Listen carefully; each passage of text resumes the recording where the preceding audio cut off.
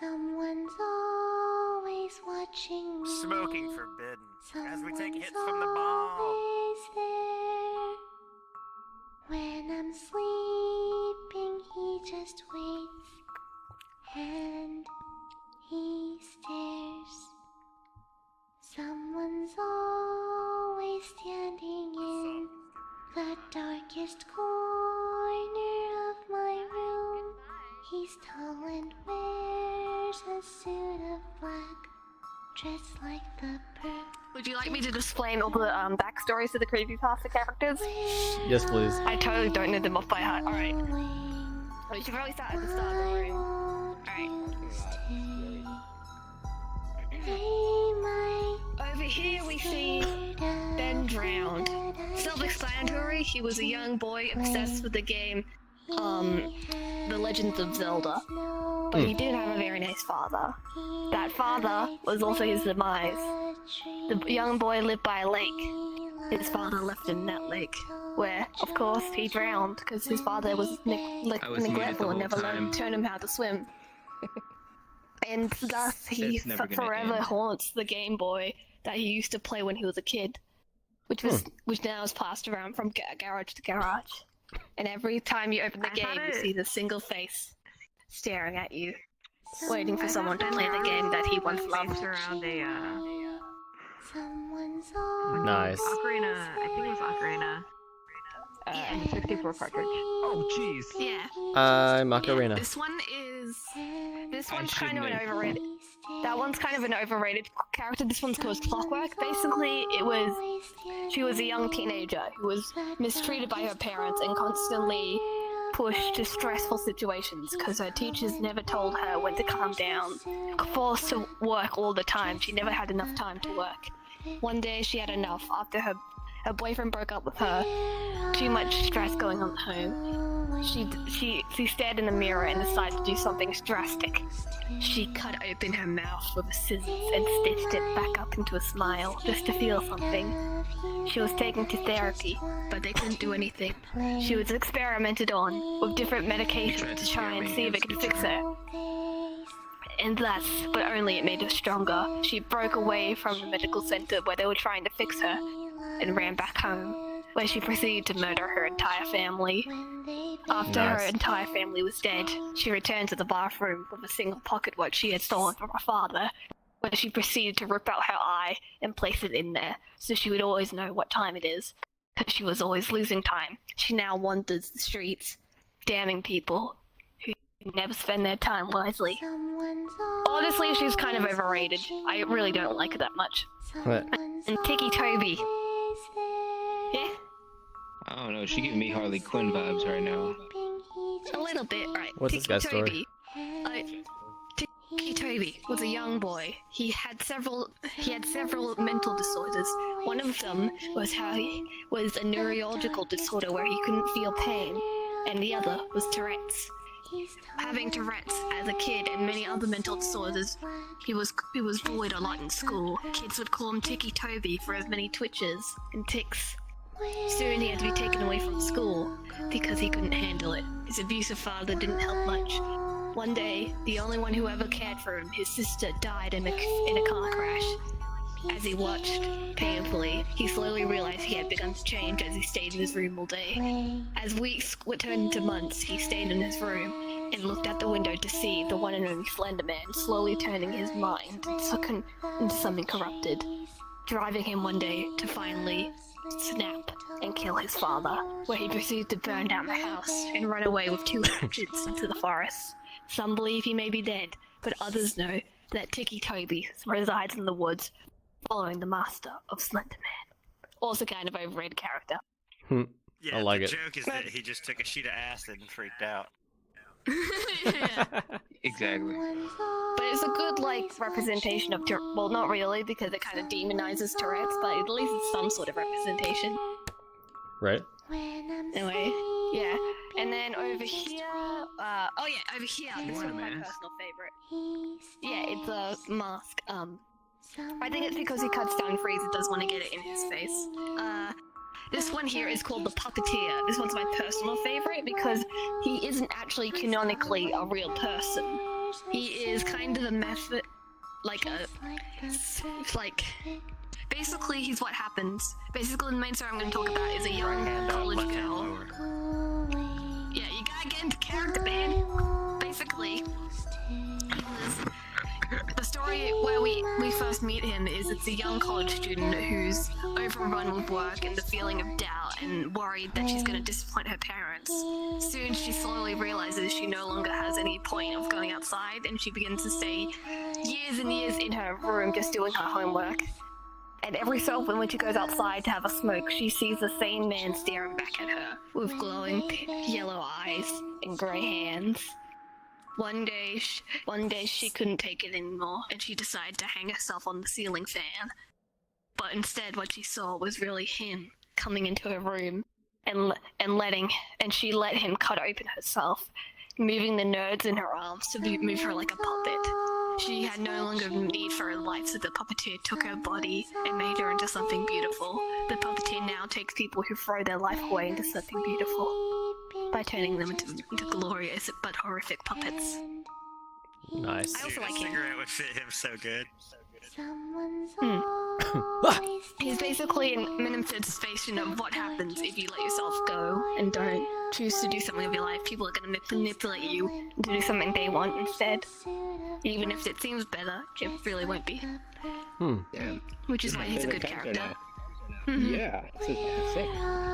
I would recommend there's a guy called Jordan. I forgot the last name, but he does Creepypasta drawings and does readovers. He's also Australian, and yeah, I would recommend looking at his stories. So yeah, guys, if you want to watch that, I would highly recommend. Alright, next Do you know how to turn off the mirror? Nope.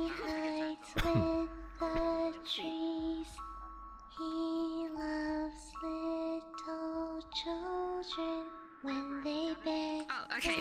Yeah, Paint. This Oh, one's boy. also not as well known, but this one's called Bloody Painter, I think. So basically, it was a young story of this boy who was kind of an outcast in high school. He drew a lot in his sketchbooks, but the things he drew, many people find scary or disturbing and not really normal for a kid of his age to draw. One day, someone framed him for stealing a girl's necklace, and he became an outcast from the group, people calling him weird and distant. He began to get bullied in school for being strange and mysterious.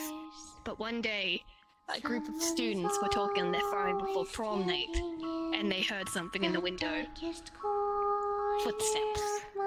It was a boy walking down the hallway, and as they talked in the group chat, they ended on, "Someone's outside my door." The next day, the policeman found the students massacred, cut up into pieces, and their blood used to paint on the walls. He was now known as the Bloody Painter, using his victims' blood to create artworks on the wall. Nice. Kind of stereotypical painter, but you know, cool design. So. Yeah. And of course, we have the most famous creepypasta that has fangirls for some reason, Jeff the Killer, which originally started off as a terrifying photoshopped image on 4chan, somehow turned into this anime boy, and I don't know how, but you know, but it happened. So basically, the story, it wasn't really a good story. Oh, Wiley. Yeah, basically. Willa, what's But at up? least this one's fictional. We're getting a history lesson on creepypastas in this world.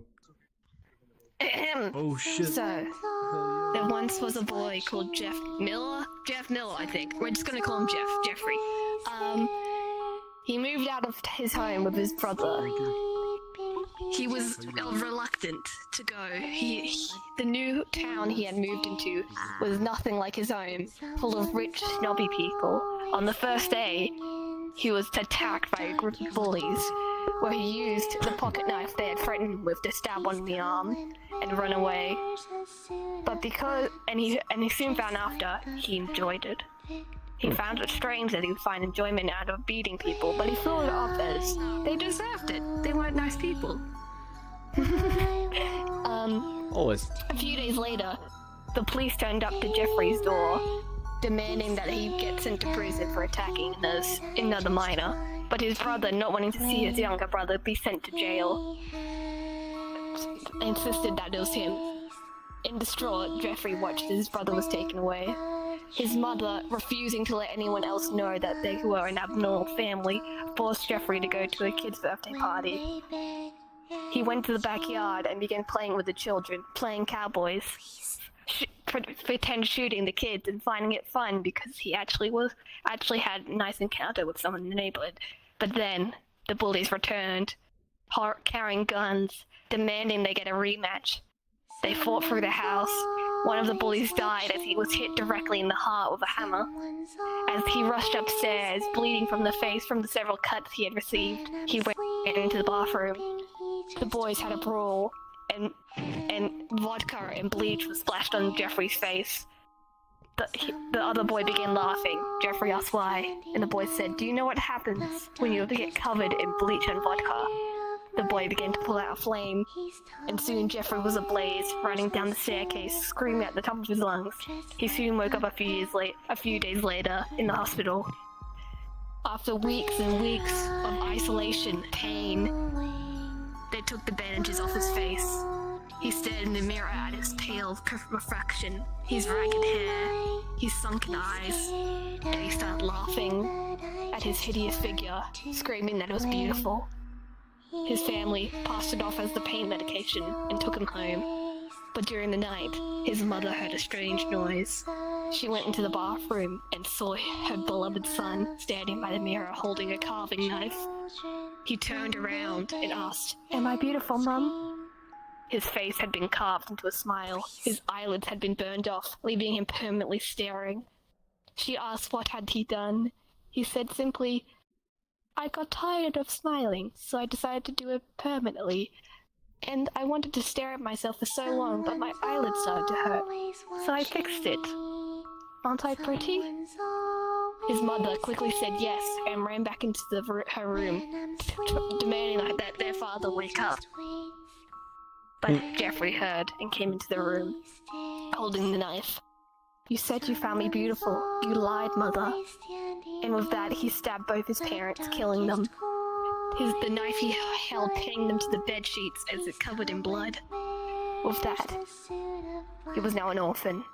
He walked back into his brother's room where he slept peacefully, not hearing any of the noise. And in the dark, he could not see the disfigurement of Jeffrey's face. And with that, Jeffrey stared back at his brother and told him everything was gonna be okay. And with that, Jeffrey left. He now walks around the streets, around 30 years old, and waking people up to stab or carve a smile onto their face. And his simple catchphrase that will go down in their memories is, "Go back to sleep." And somehow people turn that into a story into this anime douchebag, and I really don't know how. That one was a little bit more elaborate and longer than the others. Yeah, it was a lot longer. It was nice. Yeah. It's Kind of a more. He's been around for a lot longer, so there's been iterations of the story.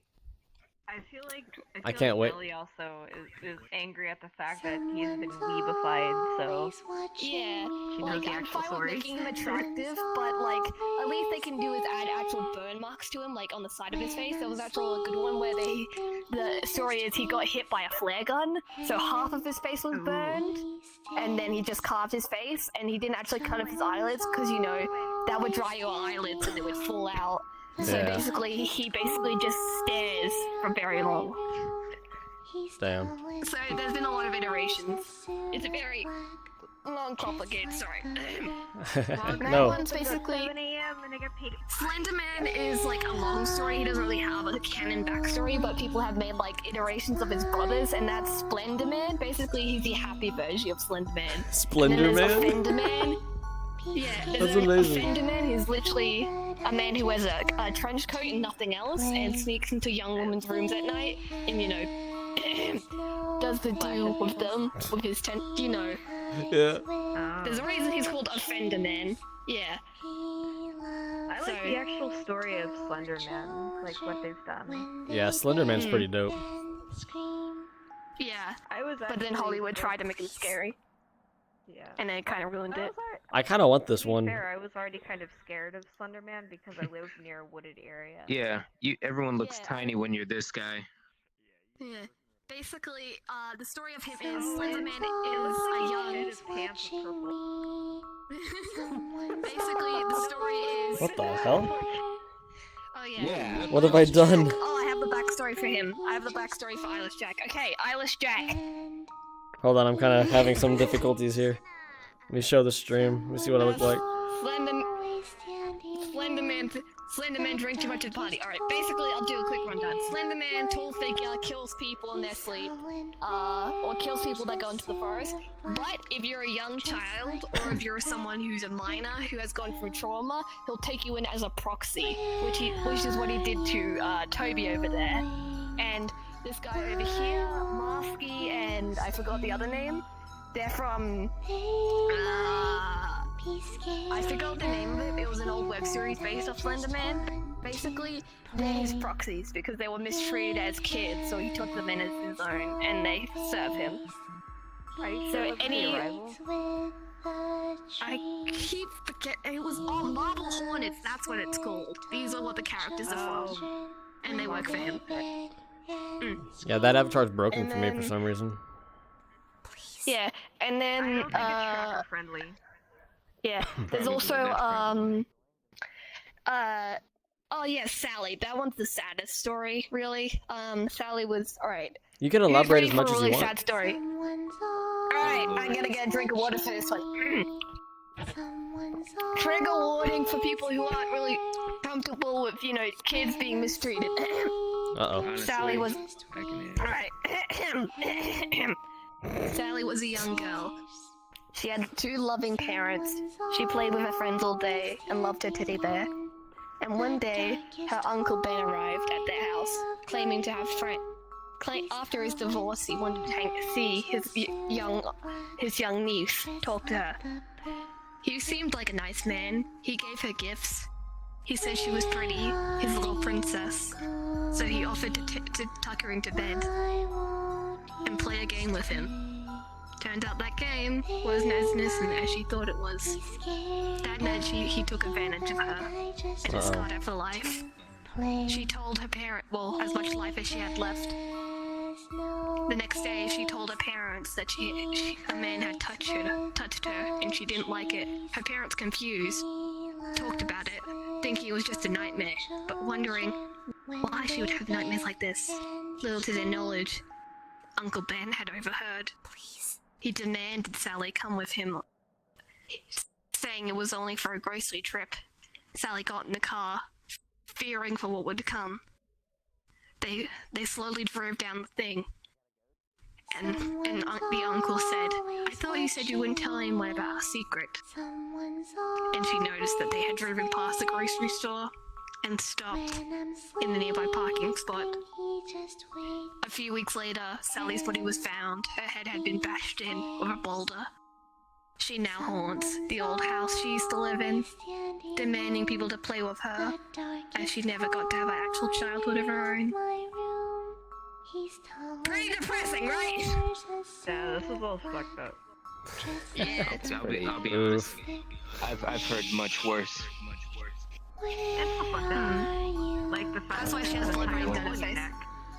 Yeah. Yeah, I see the drip marks on the chest. Yeah. Yeah. And then Eyeless Jack. Oh no, I was talking about James's model that he's wearing. There's holes in the hoodie. Oh, jeez. Yeah. Eyeless Jack. Oh, yeah, I didn't even bother looking at myself. Hang on a second. Eyeless Jack's actually one of my favorites. Alright, so basically, my headcanon is Jack was an old college student going in for a medical field thing. He had a roommate he would hang out with. Every so often, his roommate would run off towards the woods where he would hang out with a bunch of friends. Jack, intrigued, one day decided to follow him. Little to his knowledge, the hangout they had in the cave wasn't as pure as he thought. It was cult members. The people he once thought were friends pinned him down to the floor and began to pull out his eyes with a spoon and pour tar into them. They chanted, wearing blue masks with blacked out eyes, chanting for their leader to come and take their new sacrifice. He awoke. He had been possessed by a cannibal demon. He had an Unsatiable hunger. He thrived for meat. He found that he killed all the cult members. The only one left was his roommate, demanding that he be killed, wanting to be with their friends. He denied them and left. He now, instead of killing people mindlessly, sneaks into their houses at night and using his skills, takes out their kidneys to devour and siege his hunger. So, if you ever wake up with a scar on your side, you know what happened that last night. Basically, it's from the fear of like having your organs stolen and waking up in the ice bath. He's pretty cool. I like him. He's actually the one who's least damaging, because he actually doesn't try and kill people. Yeah. Gotcha. He really just trying to pay off his student debt. That's all he's doing. Right? Yeah. Makes sense, yeah. I mean, if I had tar in place of my eyeballs, I'd probably eat kidneys too. You right. What's the story of the hoodie? So that's all the ones I know.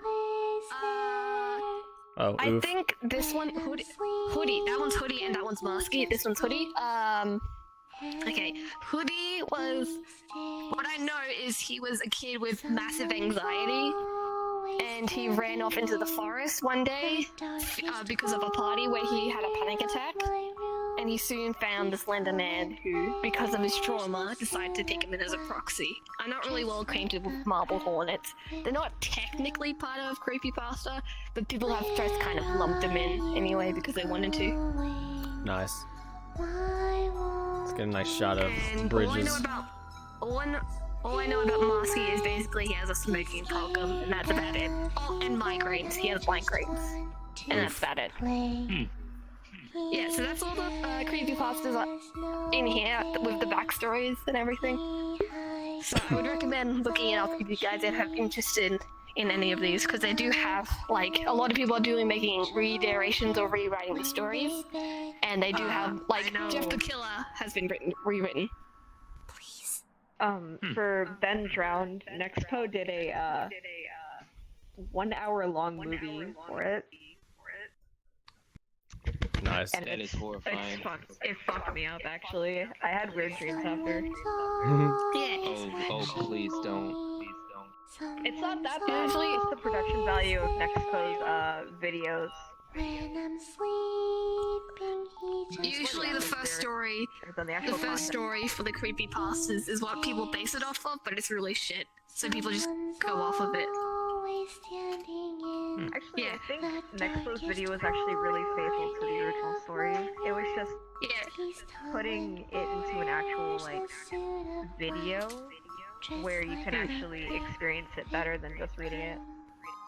Ben Drowned was actually a pretty good first start, because they did actually, like, they didn't go in much of his character.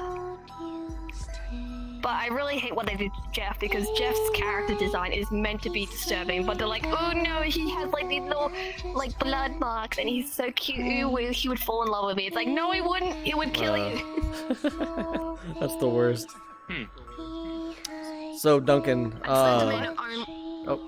Slenderman only takes proxies in who have been severely mentally damaged, and he believes needs help. And the reason he took Sally in is because, you know, Sally had a fucked up childhood and needs someone to look after. So unless you had a horrible, horrible childhood and very young, then you're probably gonna be killed by him. Oof.